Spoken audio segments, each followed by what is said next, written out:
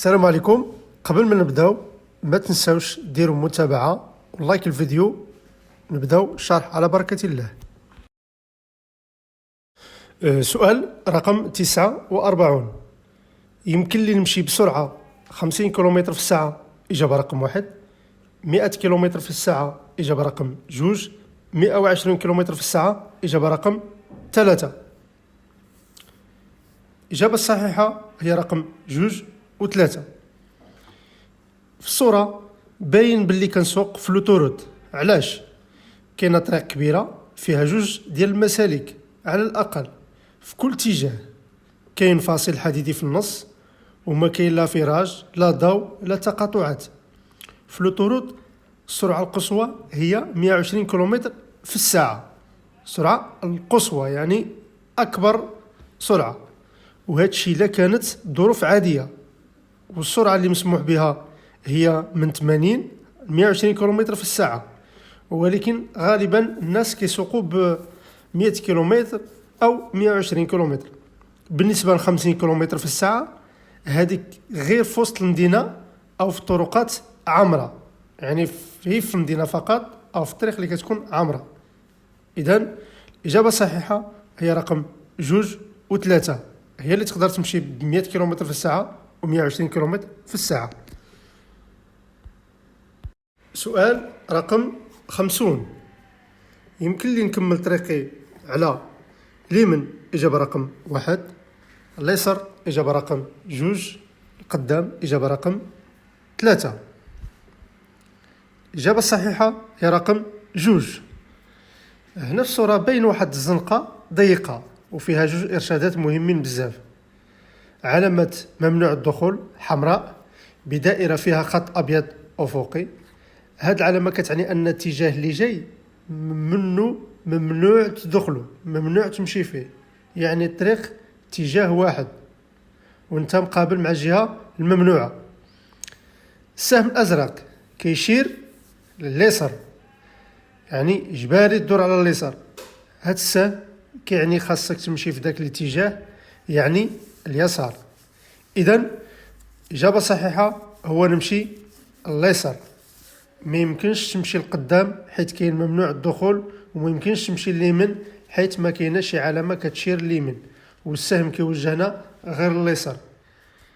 إذن الإجابة الصحيحة هي رقم 2. سؤال رقم 51. في وقت الشتاء مسافة الأمان خاصها تزاد؟ نعم إجابة رقم 1. لا إجابة رقم 2. الإجابة الصحيحة هي رقم 1. في الصورة بين أن الطريق مبللة والجو ممطر، وهاد الظروف كيكون فيها الخطر أكبر. علاش؟ حيث فاش كتكون طريق مبللة العجلات كيكونوا كيضربوا في الماء، وهذا الشيء كينقص من التماسك ديال الفرانات، وكيحتاجوا مسافة أطول باش توقف السيارة. إذن خاصك تبعد شوية على السيارة اللي قدامك باش إلا وقفت وانت مازال كتسوق يكون عندك وقت باش توقف بلا ما تكلاسي فيها. يعني في أيام الشتاء ولا الطقس خايب ديما نزيد شوية المسافة بينك وبين اللي قدامك وكون هاني. إذن إجابة صحيحة ورقم 1. سؤال رقم 52. الاستهلاك الكحول كينقص من مجال الرؤية ديال السائق؟ نعم إجابة رقم 1. لا إجابة رقم 2. الإجابة الصحيحة هي رقم 1. بالنسبة للكحول عنده تأثير كبير وخطير على العقل والتركيز، ولكن حتى على العينين والرؤية.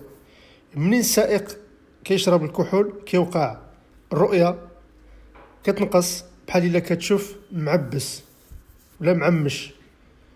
زاوية النظر كتضيق، يعني كتولي كتشوف غير القدام وما كتشوفش مزيان الجوانب، ولكن كتولي بطيء في التفاعل، يعني لو وقع شي خطر ما غاديش تعرف ترد بسرعة.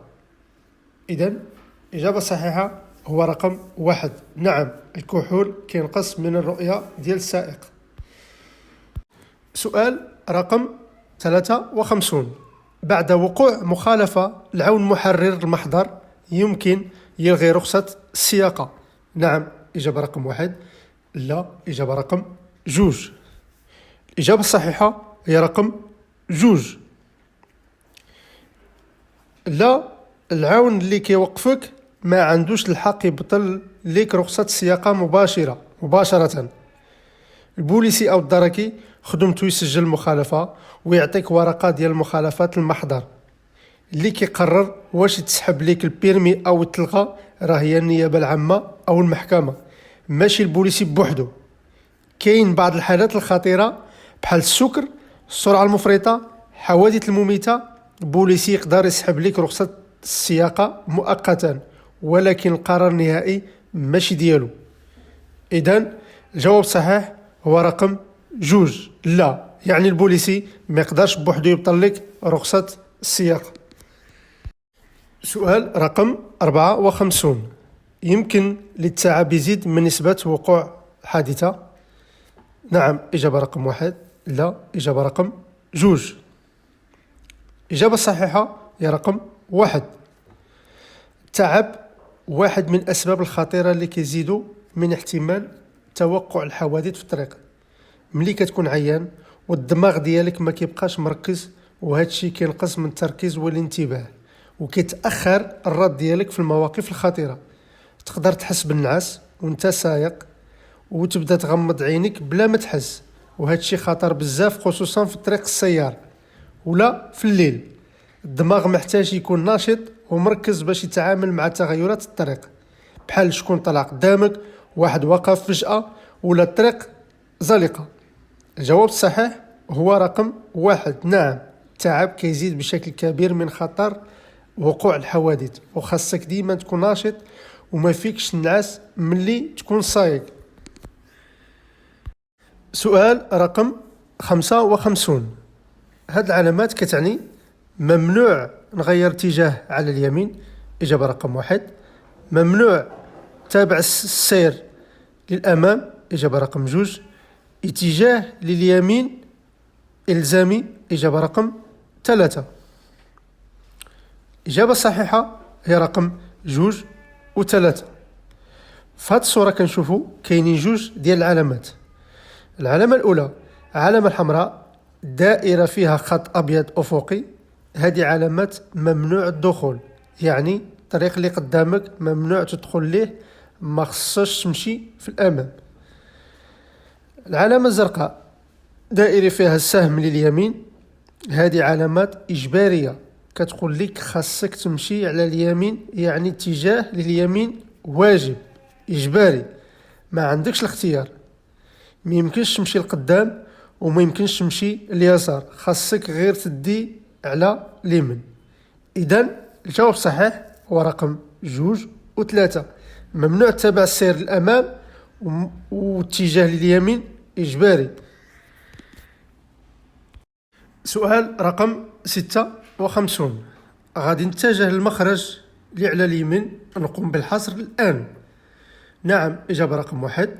لا، إجابة رقم 2. إجابة صحيحة هي رقم 2. يعني واش دابا خاصني نبدا نكبح نفراني باش نخرج للمخرج؟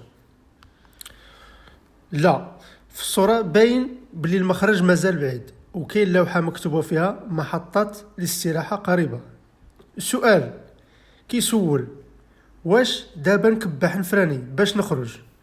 لا، حيت مازال المخرج بعيد وماشي الوقت باش نكبح. إلا كبحتي دابا تقدر تشكل خطر على اللي جايين وراك، وتقدر تسبب في حادثة خطيرة خصوصا في طريق السير.